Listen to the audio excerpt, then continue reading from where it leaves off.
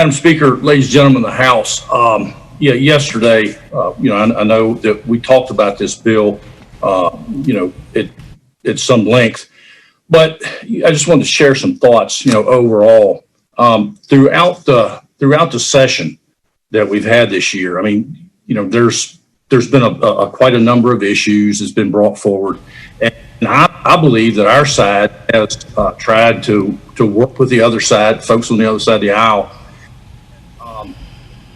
trying to bring some good legislation forward. And, some bills we've agreed on and some that we haven't. But now there's been some measures that I think that we haven't supported in their current fashion.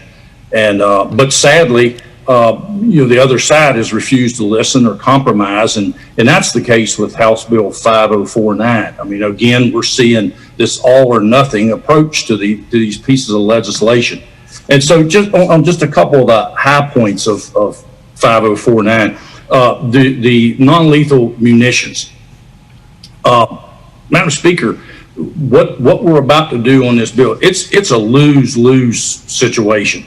And I'm asking folks to put your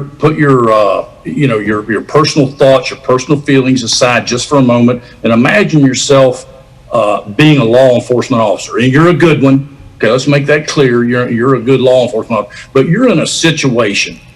It's a hostile, volatile, very dangerous situation.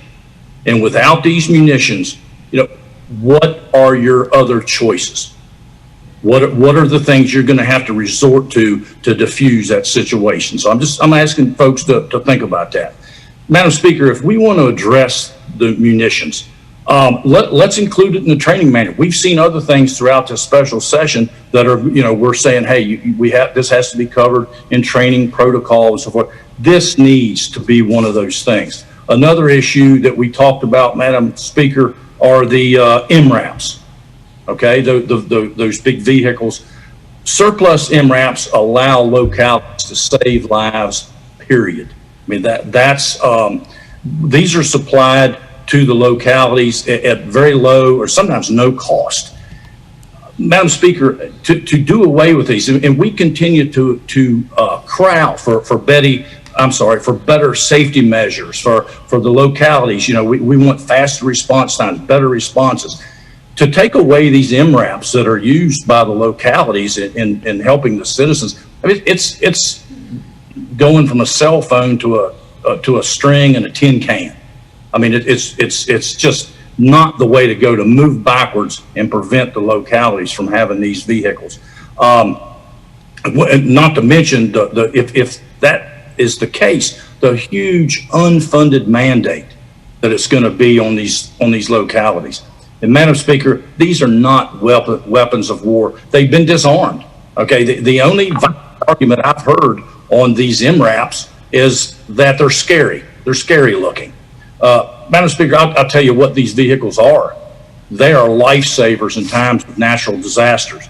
And I posed that scenario to the patron yesterday, and I got to tell you, his response to those being used in helping citizens in disaster, his response is, to me, frankly, unbelievable.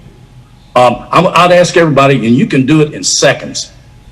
You can Google right now, Google MRAPs rescues. And in seconds, you're going to have a myriad of articles, news articles, showing how these vehicles are used to save citizens across the country in times of hurricanes and floods and what have you. So, Madam Speaker, paint them pink, cover them in flowers if they're scary looking. But I'm asking us to take a second look at this and back off from this bill. And don't take away this critical tool of our first responders. These are tools that they use to save lives. And Madam Speaker, these are lives that very potentially either they have been or they could be in the districts that every person sitting right here today represents. And Madam Speaker, with that, I'm asking everyone here to reject 5049. Thank you. Thank you, Delegate Wilt. The delegate from Chesapeake, Delegate Hayes.